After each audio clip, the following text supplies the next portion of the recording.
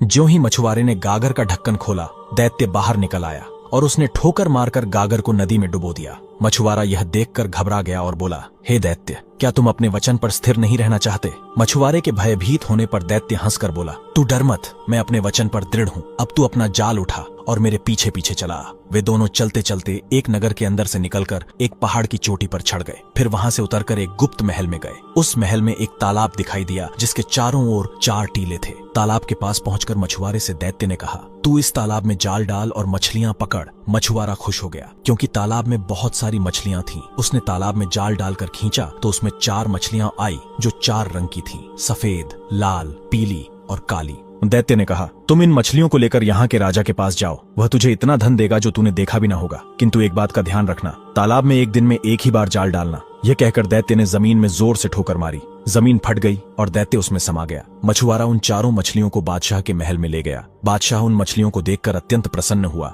उसने अपने मंत्री से कहा कि ये मछलियां बावर्चिन के पास ले जाओ। मंत्री मछलियां बावर्चिन के पास ले गया। बादशाह ने मछुआरे को 400 मोहर इनाम में दे डाली। बावर्चिन ने मछलियों के टुकड़े करके तेल में भुनने के लिए डाला। तभी उसने जो कुछ देखा उससे उसकी आंखें फटी की फटी रह गई। उसने देखा कि रसोई घर की दीवार फट गई और उसमें से एक बेहद सुंदर स्त्री बाहर निकल आई। स्त्री बाहर आकर अपने हाथ में पकड़ी हुई एक मूल्यवान छड़ी उठाकर उस कड़ाही के पास आ खड़ी हुई जिसमें मछलियां भुन रही थीं। उसने एक मछली पर छड़ी मारी और बोली,